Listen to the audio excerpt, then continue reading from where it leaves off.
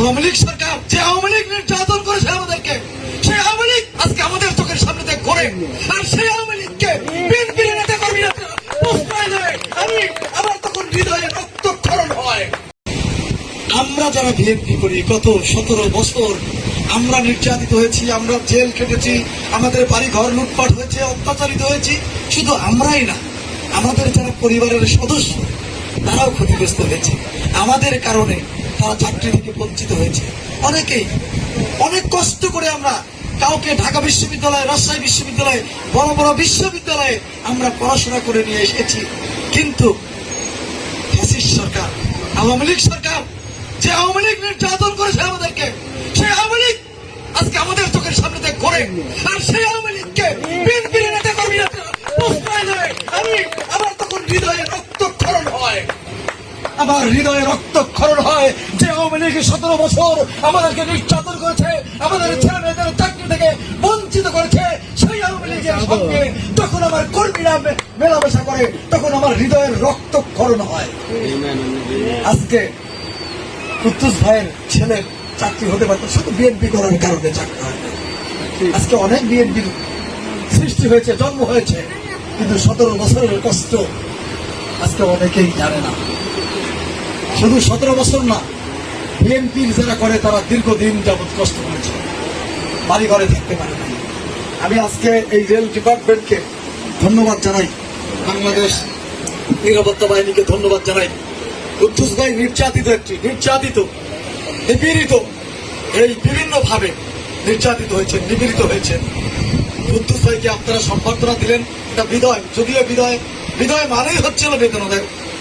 বিদায় কয়েক রকমের আছে। যখন ম্যাট্রিক পরীক্ষা দেয়, স্কুল থেকে একটা বিদায় দেয়। যখন আবার এই যে চাকরি থেকে রিটায়ার করে, তখন একটা বিদায় দেয়। আর একটা বিদায় আছে সবচেয়ে ট্র্যাজেডি, যেটা মহান আল্লাহ নির্ধারণ করে রেখেছেন। ওই বিদায়টা হচ্ছে সবার চেয়ে ট্র্যাজেডি।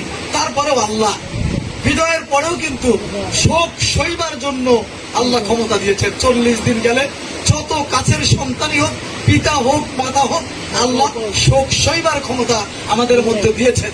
যদি শোক সইবার ক্ষমতা না দিত, তাহলে এই পৃথিবীটা গারদখানা হতো, পাগলখানা হতো। শোকের কারণে সবাই পাগল হয়ে যেত।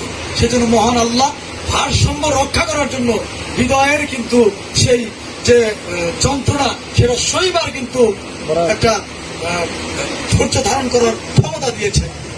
আজকে যদিও কুদ্দুস ভাই এই চাকরি থেকে রিটায়ার করছেন, কিন্তু এই ডিপার্টমেন্টকে সে ভুলবে না, এই ডিপার্টমেন্টের সাথেই থাকবে। আমি আজকে আরেকটি কথা বলতে চাই। এখানে যেহেতু জিআরপি ওসি সাহেব আছেন, এই এলাকায় এই এলাকাটা আপনি শুধু পুলিশের মানে গাড়ির নিরাপত্তা দিবেন না, এলাকাটায় আপনি থাকেন জিআরপি থানায় এলাকায়। আমি নিরাপত্তার জন্য গোলাম রসুল ভাইকে বলবো, অনুরোধ করবো, এই এলাকায় রেল কলোনির নামটা কিন্তু ছেয়ে গেছে। এই জায়গাগুলি কিন্তু সব আপনাদের রেলের। আর এই জায়গায় বসবাস করে মাদকে আসক্ত হয়ে আজকে ভালো ভালো মানুষকে ক্ষতিগ্রস্ত করছে। এই নিরাপত্তা দেওয়ার দায়িত্বটাও কিন্তু আপনার। আপনি নিরাপত্তার ব্যবস্থা করবেন, আমরা আপনাকে সহযোগিতা করব। গত কয়েকদিন আগেই 8 জনকে রেল কলোনির থেকে যারা মাদক সেবন করে তাদেরকে গ্রেফতার করে পুলিশের হাতে হস্তান্তর করা হয়েছে। আপনি যেহেতু এই এলাকার নিরাপত্তার দায়িত্বে, এটা রেলের জায়গা, এই জায়গায় নিরাপত্তা দিবেন। এই জায়গায় যেন অন্যায় ভাবে কেউ দখল করতে না পারে, অন্যায় ভাবে যাতে কেউ মাদক বিক্রি করতে না পারে।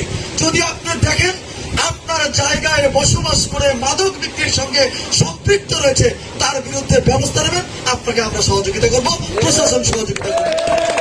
আমি জিআরপি থানার দায়িত্বপ্রাপ্ত ওসিকেও বলছি, আপনিও এটা দেখবেন। এটা বিশাল এলাকা, এটা একটা অভয়ারণ্য হয়ে গেছে মাদকের। এখানে কারা কারা মাদক বিক্রি করে, এই ব্যাপারে আপনারা ভূমিকা রাখবেন।